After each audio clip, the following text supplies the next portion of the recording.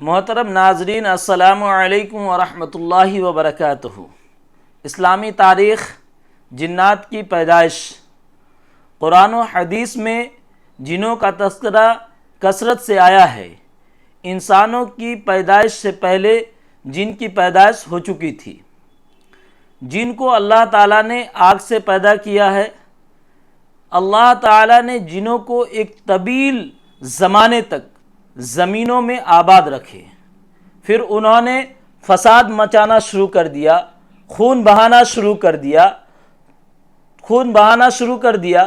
پھر اللہ تعالیٰ نے اس کو فرشتوں کے ذریعے جزیروں اور دور دراز پہاڑوں میں پھینک دیا، بھگا دیا۔ جنات میں سے یہ ابلیس تھا، لیکن کثرت عبادت کی وجہ سے اللہ تعالیٰ نے اس کو فرشتوں کا سردار بنا دیا تھا۔ لیکن جب اللہ تعالیٰ نے آدم علیہ السلام کے سامنے سجدہ کرنے کے لیے کہا تو وہ تکبر میں آ گیا اور سجدہ کرنے سے منع کر دیا کہ ہم سجدہ نہیں کریں گے۔ چنانچہ اللہ تعالیٰ نے اس کو جتنی نعمتیں دی تھی، جتنی فیسلٹیز اس کو دیا ہوا تھا، وہ اللہ تعالیٰ نے اس سے چھین لیا، اور چھین لینے کے بعد ہمیشہ کے لیے۔ دیکھیے، تکبر یہاں پر سمجھنا پڑے گا کہ ہم لوگ جو تکبر کرتے ہیں، بعض لوگ بہت تکبر اور گھمنڈی میں رہتے ہیں، تو اللہ تعالیٰ کو تکبر کتنا ناپسندیدہ عمل ہے، اس بات سے پتہ چلتا ہے کہ وہ جن جس کو اللہ تعالیٰ نے فرشتوں کا سردار بنایا تھا، لیکن تکبر میں آنے کی وجہ سے اللہ تعالیٰ کے حکم کو نہیں مانا، تو اللہ تعالیٰ کیا کیا؟ اس کو ذلیل و رسوا کر کے زمین پر بھیج دیا، دنیا میں بھیج دیا۔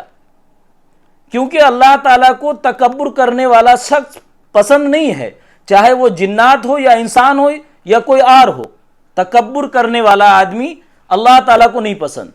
اسی لیے تکبر کی وجہ سے جو جن جس کو اللہ تعالیٰ نے فرشتوں کا سردار بنایا تھا، لیکن اس تکبر کی وجہ سے، اس ایک سجدے کے انکار کرنے کی وجہ سے اللہ تعالیٰ اس کو کیا کیا؟ دنیا میں بھیج دیا، ذلیل و رسوا کر کے۔ ہم سب کو اپنے اندر جھانکنا پڑے گا اور دیکھنا پڑے گا اپنے اندر کہ ہم اللہ تعالیٰ کی کتنی عبادت کرتے ہیں، کتنی نمازیں چھوڑتے ہیں، کتنے سجدوں کو چھوڑتے ہیں۔ میرے ساتھ کیا ہوگا؟ کبھی ہم نے یہ جھانک کر اپنے اندر میں دیکھا کہ ہم نے جو اتنی کوتاہی ہمارے اندر ہے، ہم جو اللہ تعالیٰ کی اتنی نافرمانی کرتے ہیں، اللہ تعالیٰ میرے ساتھ کیا کرے گا؟ اسی لیے ہم سب کو سمجھنے کی ضرورت ہے کہ اللہ تعالیٰ کو تکبر بالکل پسند نہیں ہے۔ چنانچہ اللہ کے نبی حضرت محمد صلی اللہ علیہ وسلم دنیا میں انسان و جنات کی ہدایت و رہنمائی کے لیے بھیجے گئے تھے۔ احادیث میں جنوں کو دعوت دینے کا تذکرہ آتا ہے کہ جنوں کو اسلام کی دعوت دینی چاہیے، کیونکہ قرآن کریم میں پوری ایک جماعت، جن کی پوری ایک جماعت کے ایمان لانے کا تذکرہ موجود ہے۔ جنوں کے بارے میں بات چل رہی ہے تو ایک واقعہ یاد آ رہا ہے کہ ابن جوزی رحمۃ اللہ علیہ کتاب الصفوہ میں اپنی سند کے ساتھ حضرت سہل رضی اللہ تعالی عنہ سے نقل کیا ہے کہ وہ فرماتے ہیں کہ ایک مقام پہ ایک بوڑھے جن کو بیت اللہ کی طرف نماز پڑھتے دیکھا۔ وہ اون کے جبہ میں تھے اور وہ جبہ بہت چمک رہا تھا، اس پہ بہت رونقیں ہو رہی تھی۔ تو ان کو دیکھ کر بڑا تعجب ہوا کہ یہ کیا ہے بھائی۔ اس کے بعد وہ وہاں بیٹھ گئے، اور پھر جب وہ نماز سے فارغ ہوئے تو حضرت سہل رضی اللہ تعالیٰ عنہ کہتے ہیں کہ ہم نے ان کو سلام کیا، اور جب وہ سلام کیے تو وہ اس کے سلام کے جواب میں جواب دے کر کے پھر انہوں نے بتلایا کہ تم جو اس جبے کو بڑے تعجب سے دیکھ رہے ہو، اس کی رونقوں پر تعجب کر رہے ہو، یہ جبہ پچھلے 700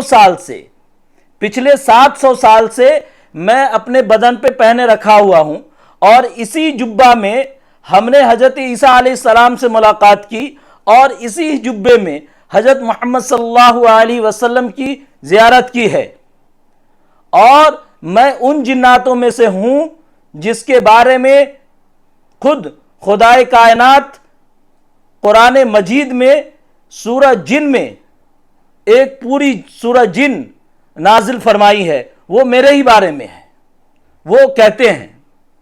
تو بہت سارے لوگ کا یہ بھی کہنا ہے کہ بھائی جن نہیں ہوتا ہے، یہ دقیانوسی بات ہے، آپ کس زمانے میں جی رہے ہو، یہ بیکار کی بات ہے، بے بنیاد بات ہے۔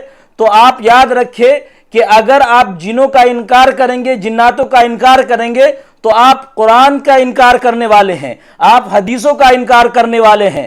اگر آپ حدیث اور قرآن کا انکار کریں گے تو پھر آپ کافر ہو جائیں گے، یہ کافر والا عمل ہے۔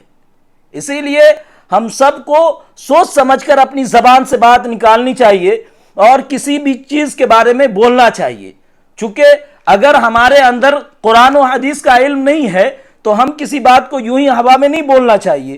آپ کو پتہ بھی نہیں ہے کہ آپ بولیں گے آپ کا ایمان دل سے نکل جائے گا اور آپ کافر ہو جائیں گے۔ اسی لیے ہم سب کو قرآن و حدیث کا تعلیم لینا چاہیے، سیکھنا چاہیے، علماء کرام کے پاس بیٹھنا چاہیے۔ میں دعا کرتا ہوں کہ ہم سب کو اور پوری امت مسلمہ کو صحیح سمجھ عطا فرمائے۔ وآخر دعوانا ان الحمدللہ رب العالمین۔